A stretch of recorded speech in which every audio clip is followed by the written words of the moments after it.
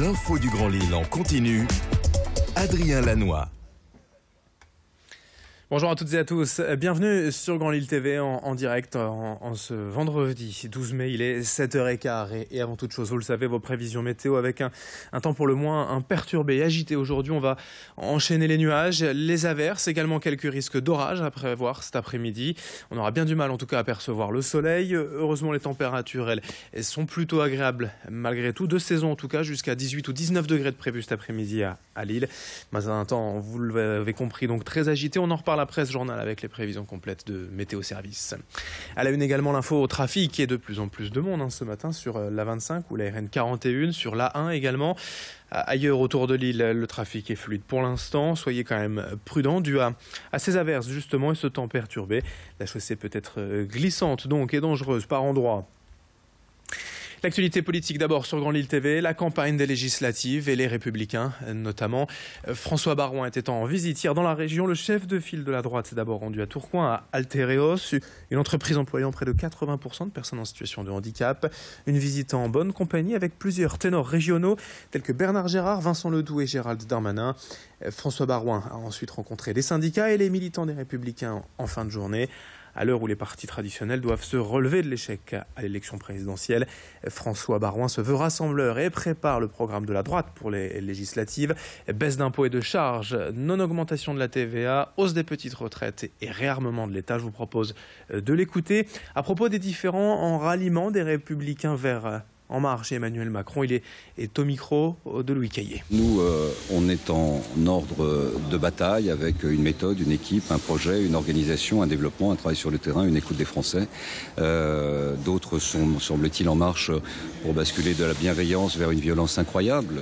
Ce qui se passe avec Emmanuel Valls, l'impréparation et l'improvisation sur le choix des candidats. Et ensuite, il appartiendra au président de la République de former son gouvernement. Ce gouvernement n'aura qu'un objectif, c'est de définir une majorité présidentielle avec les candidats En Marche. Ceux qui feront ce choix, s'il y en a parmi nous, et je ne suis pas sûr qu'il y en ait tant que cela, feront le choix d'être en marche contre nos candidats, contre notre projet, et donc feront leur choix d'une mauvaise analyse politique, de considérer que la France, telle qu'elle se présente, c'est celle du second tour, et que la France se résume à Macron et le Front National. Nous considérons au contraire qu'il faut équilibrer à la fois les pouvoirs et puis garantir une majorité pour gouverner. Dans la région, le président du Conseil régional des Hauts-de-France, Xavier Bertrand, le Républicain, a lui confirmé hier dans une interview au Figaro qu'il ne rejoindrait pas En Marche Emmanuel Macron. Il reconnaît bien avoir été contacté par les équipes du nouveau président de la République, mais assure qu'il reste, je cite, un homme de droite avec d'importantes différences de fond. Autre actualité sur Grand Lille TV, le succès de l'opération d'aide à l'achat de vélos mise en place par la MEL début avril. Déjà 2000 personnes ont fait la demande en un mois pour un peu plus d'1 millier de dossiers validés. L'aide prévoit, je vous rappelle, un financement maximum de 300 € pour un vélo électrique et 150 € pour un vélo classique. Devant cet engouement, la MEL a décidé de rallonger l'enveloppe prévue de 600 000 € jusqu'à fin septembre pour aider un maximum de cyclistes. Mais le plus important reste tout de même les aménagements cyclables annoncés dans l'agglomération. Le plan vélo de la MEL prévoit en effet 30 millions d'euros pour 100 km de voies spéciales supplémentaires d'ici 2020.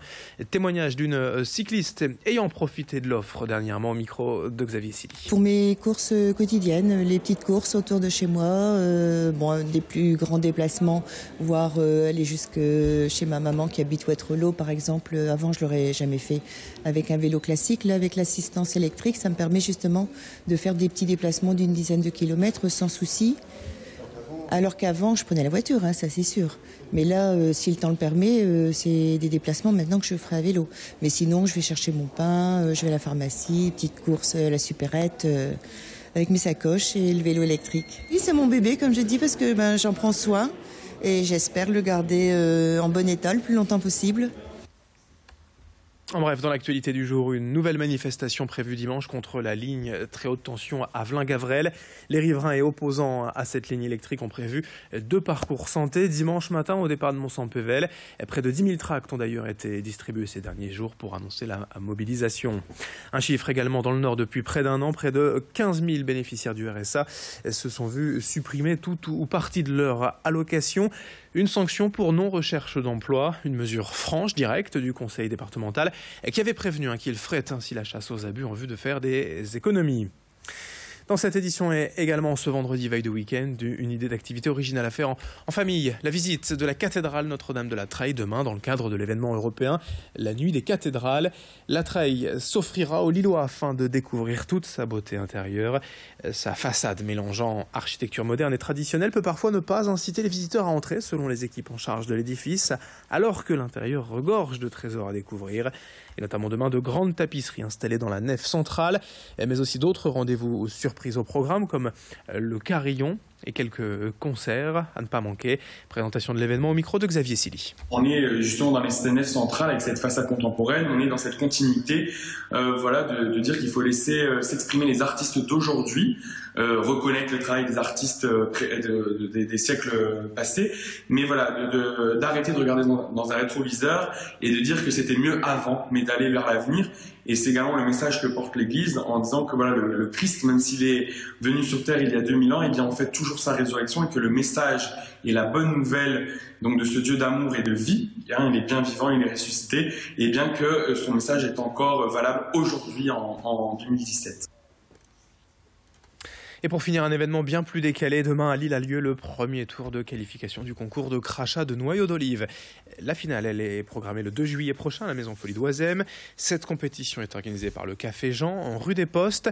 Ça fait 4 ans en fait que les propriétaires ont remis à l'honneur ce concours basé sur plusieurs anecdotes d'anciens clients. Cette année, une association a même été créée pour encadrer l'événement avec des arbitres en tenue pour assurer la régularité du concours. D'autres qualifications sont prévues avant la finale, le 27 mai au Verlaine, près du parc Jean-Baptiste Lebas, et le 17 juin dans le Vieux-Lille au Gastama. Ambiance garantie demain rue des Postes, même si la technique de nos journalistes reste à travailler. Les explications de l'organisateur au micro de Vincent Vieillard.